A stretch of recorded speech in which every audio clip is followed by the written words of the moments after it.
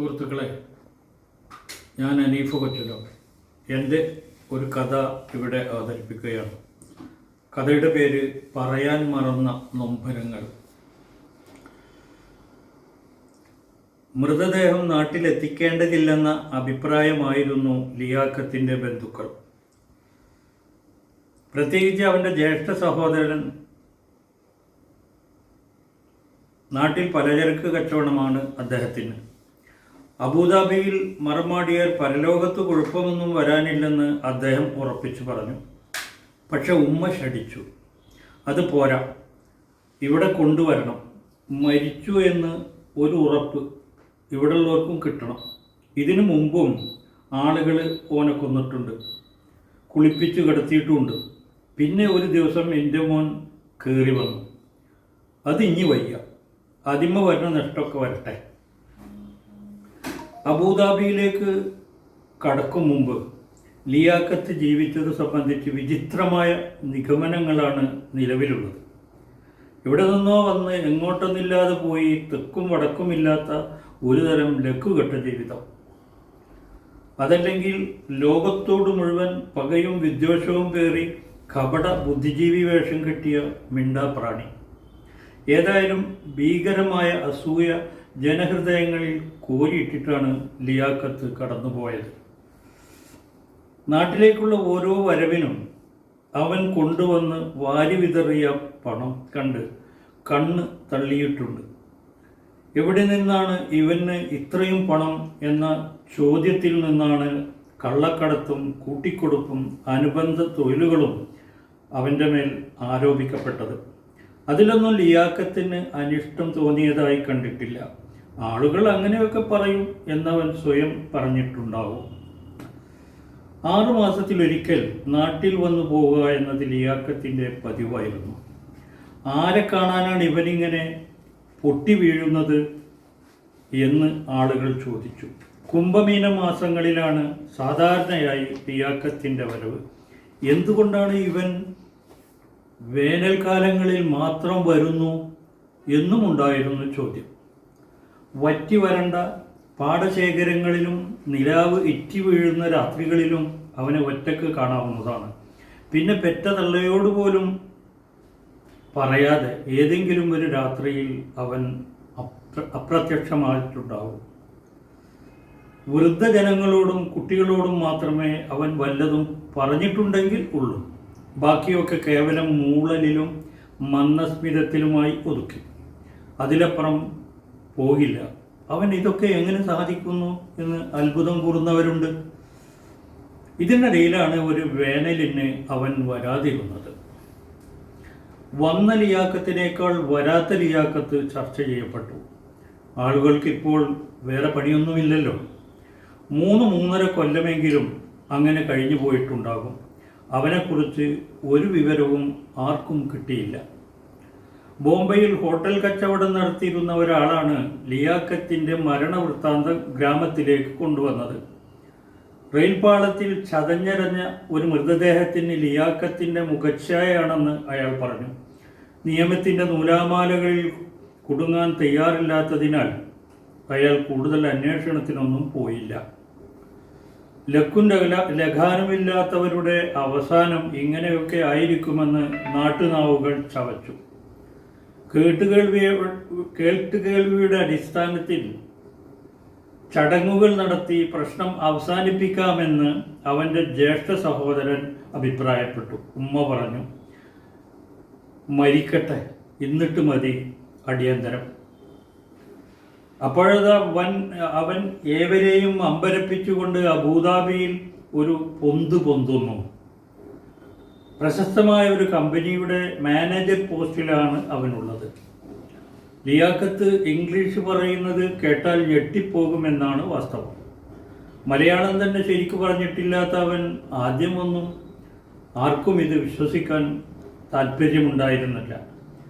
2 ലക്ഷത്തിന് മേലെ വരും അവൻ്റെ ശമ്പളം എന്ന് കേട്ടപ്പോൾ ആളുകൾ വല്ലാതെ അസ്വസ്ഥരായി.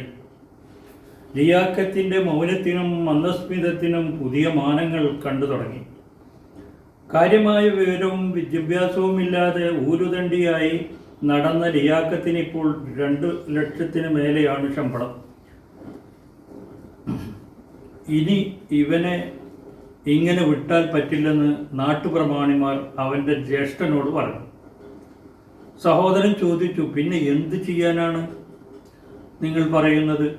പെണ്ണ് കെട്ടിച്ചു വിടണം, നല്ലതുപോലെ പൊന്നും പണവും കിട്ടാവുന്നതൊക്കെ വാങ്ങുകയും വേണം. ആ പൊണ്ണന് ആരെങ്കിലും പെണ്ണ് കൊടുക്കുമോ? അതൊക്കെ പണ്ട്. ഇപ്പോൾ ഓൻ ആരാ മോൻ? എന്താ ഓൻ്റെ വരുമാനം? കാശുള്ളവർക്ക് എന്തിനാ മൊയ്തീനെ തല? സുന്ദരനായിരുന്നു ലിയാക്കത്ത്.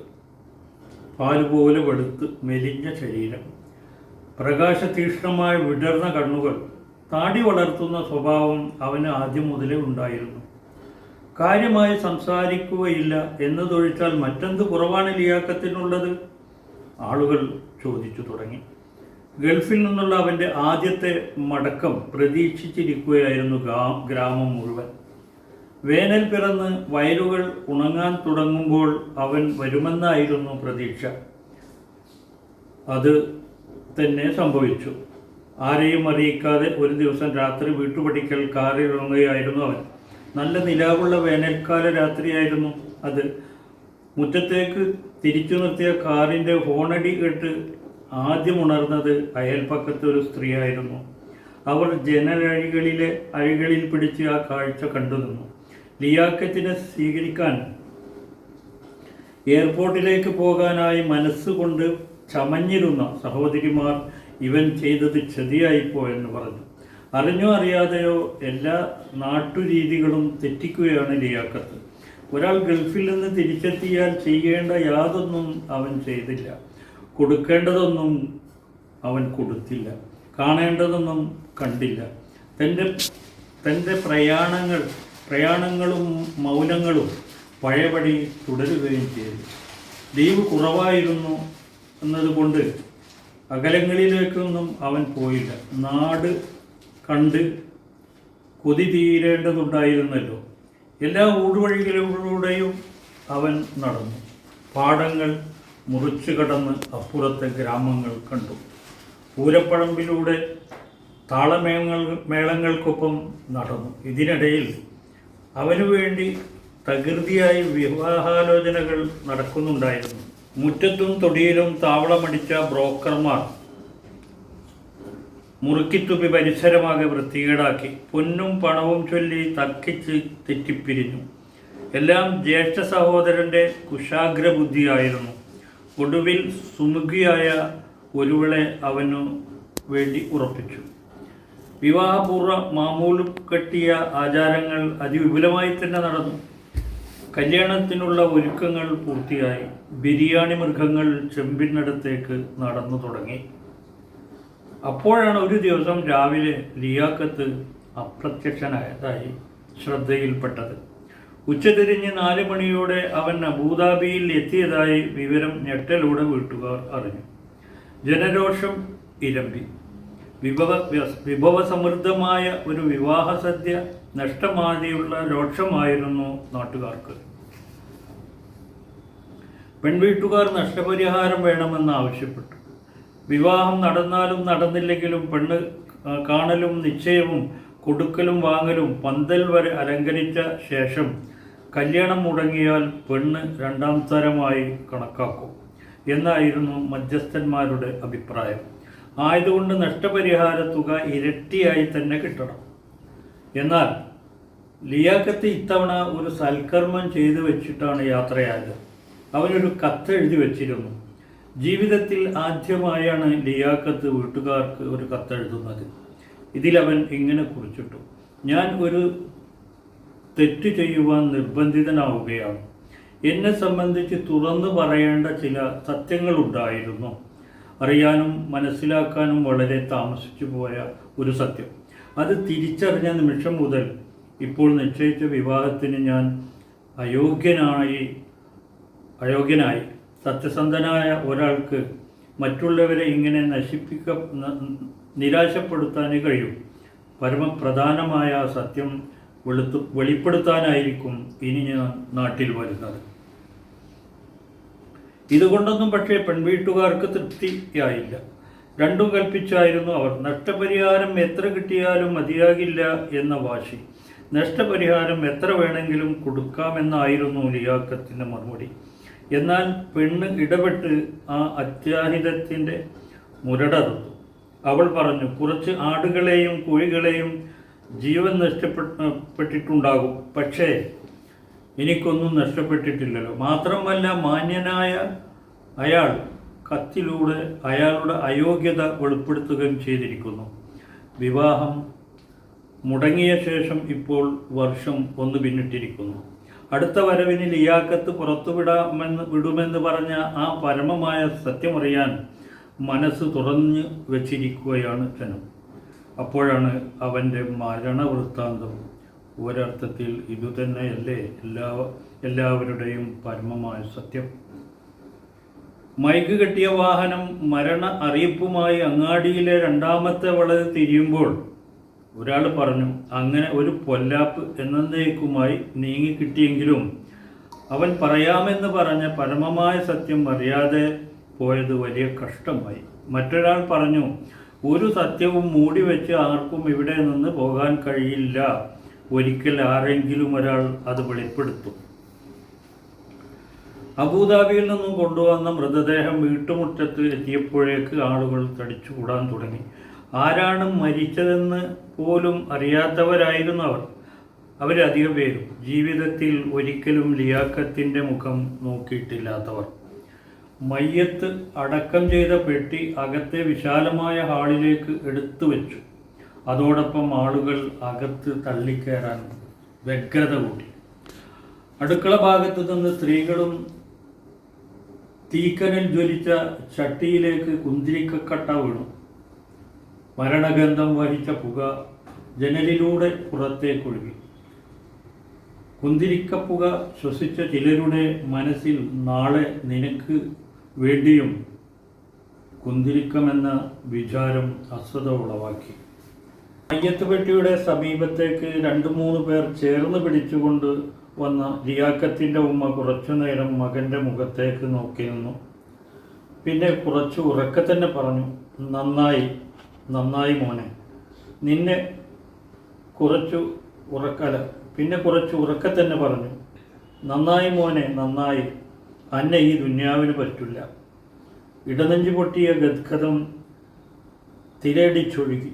ആരൊക്കെയോ ചേർന്ന് അവരെ താങ്ങി കിടത്തി. എല്ലായിടത്തു നിന്നും തേങ്ങലുകൾ മുളപൊട്ടി. ഈ സന്ദർഭത്തിൽ വളരെ നിസ്സാരമെന്ന് തോന്നാവുന്ന ഒരു സംഭവം നടന്നു. ലിയാഖത്തിൻ്റെ അടുത്ത ബന്ധുവായ സുലൈഖ ഇന്നലെയാണ് ഗൾഫിൽ നിന്ന് തിരിച്ചെത്തിയത്. ഭർത്താവിനോടൊപ്പം 4 വർഷമായി ഷാർജയിലായിരുന്നു അവൾ. പുതുപുത്തൻ വേഷത്തോടെയാണ് അവൾ മരണവീട്ടിൽ എത്തിയിരിക്കുന്നത്. ദുഃഖത്തിൽ പങ്കുചേരുമ്പോൾ കുപ്പായത്തിൽ ചെളി വേണം എന്ന ന്യായം ശരിയല്ലല്ലോ. എന്നിരുന്നാലും അവൾക്ക് കയ്യിൽ കിടക്കുന്ന തടവളകളിൽ കുറച്ചെങ്കിലും ഊരി വെക്കാമായിരുന്നു.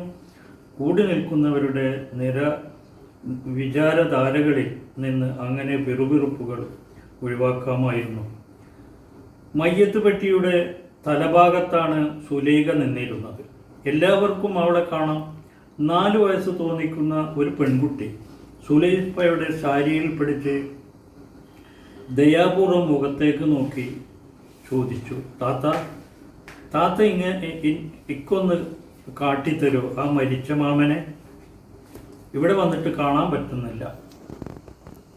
സുലൈഖ പെൺകുട്ടിയുടെ നേരെ നോക്കി. വെളുത്ത് തുടുത്ത മുഖമുള്ള ഒരു സുന്ദരിക്കുട്ടി. സുലൈഖ ആൾക്കൂട്ടത്തിലേക്ക് കുനിഞ്ഞ് പെൺകുട്ടിയെ കോരിയെടുത്ത് ഒക്കത്ത് വെച്ചു.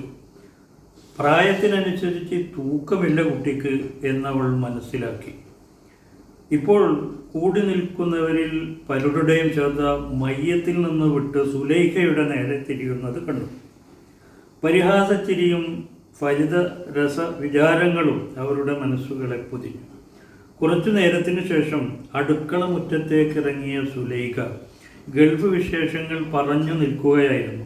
അപ്പോൾ വളരെ അടുത്തൊരു കൂട്ടുകാരി ഇത്തിരി കുസൃതിയോടെ അവളോട് ചോദിച്ചു, നീ എടുത്ത് ഒക്കത്ത് വെച്ച ആ കുട്ടി ഏതാണെന്ന് മനസ്സിലായോ?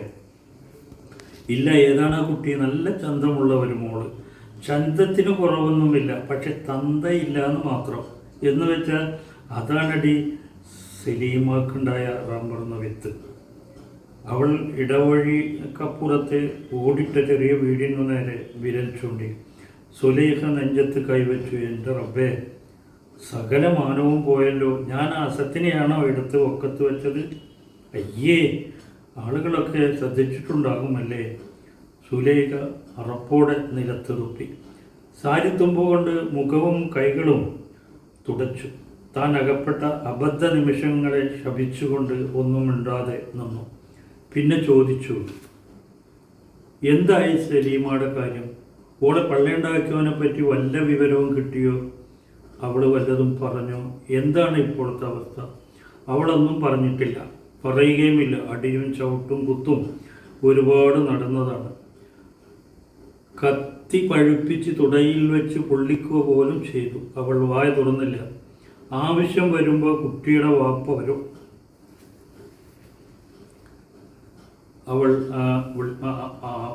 അവർ വരും, വെളിപ്പെടുത്തും എന്നൊക്കെയാണ് അവളുടെ നിലപാട്. വല്ലാത്ത ചങ്കൂറ്റം തന്നെ. ഇപ്പോൾ കുറച്ചായിട്ട് ആരോ അവളെ രഹസ്യമായി സഹായിക്കുന്നുണ്ട്. മാസാമാസം ഗൾഫിൽ നിന്ന് പണം വരുന്നുണ്ട്. കുട്ടിക്ക് ഉടുപ്പും കുപ്പായങ്ങളും മറ്റു പാർസലും വരുന്നുണ്ടെന്ന് കേൾക്കുന്നത്. ആരായിരിക്കും ഇത് ചെയ്യുന്നത്? അള്ളാഹ്ക്കറിയാം. മരണവീട് സന്ദർശിച്ച് പെൺകുട്ടി ഇടവഴി മുറിച്ചു കടന്ന വീട്ടിലേക്ക് പോകുന്നു. മരണ വീട്ടിലേക്ക് കണ്ണുന്നിട്ട് ഹൃദയ വ്യഥയോടെ ജനലഴികളിൽ പിടിച്ചു നിൽക്കുകയായിരുന്നു അപ്പോൾ അവളുടെ ഉമ്മ സലീമ. മകൾ പിന്നെയും പറയുകയാണ്, സലീമക്കത് സഹിക്കാനാവുന്നില്ല, കേൾക്കാനുള്ള ത്രാണിയില്ല. ആരാണ് മരിച്ചു കിടക്കുന്ന മാമൻ എന്ന് മകൾക്ക് അറിയില്ലല്ലോ, ആർക്കും അറിയില്ലല്ലോ. അറിയുന്ന ഒരാളെ പടച്ചോൻ കൊണ്ടുപോയി. എൻ്റെ വേദന അറിയുന്ന റബ്ബ് എന്തിനത് ചെയ്തു? റബ്ബിൻ്റെ അടുക്കൽ ഉത്തരമുണ്ടായിരിക്കാം. എനിക്ക് സമാധാനത്താവുക എന്നവളുടെ മനസ്സ് തേങ്ങി. പറമ്പിൻ്റെ അറ്റത്തെ കുണ്ടനിടവഴിയിലേക്ക് പച്ചപ്പട്ട് പുതച്ച മയ്യത്തിൻ്റെ കട്ടിൽ ഇറങ്ങുന്നത് സലീമ കണ്ടു. നിറമിഴികളിൽ നിന്ന് വിറുവിറ കണ്ണുനീർത്തുള്ളികൾ മാറിലേക്ക് വീണു. ഉള്ളിലൊതുക്കിയ തേങ്ങലുകളും ഗദ്ഗതങ്ങളും തിളക്കുന്ന ലാവയായി പുറത്തേക്കൊഴുകി. നിയന്ത്രിക്കണമെന്ന് അവൾക്കപ്പോൾ തോന്നിയില്ല. ഇനി ഞാൻ കരയട്ടെ എന്നവൾ തീരുമാനിച്ചു. സലീമയുടെ നിലവിളി മുറ്റവും പറമ്പും നിറഞ്ഞ് കുണ്ടനിടവഴിയിലേക്ക് ഒഴുകി. മയ്യത്ത് കട്ടിലിനെ മറികടന്ന നിലവിളി പിന്നെ ഗ്രാമത്തെ ആകെ നനച്ചു.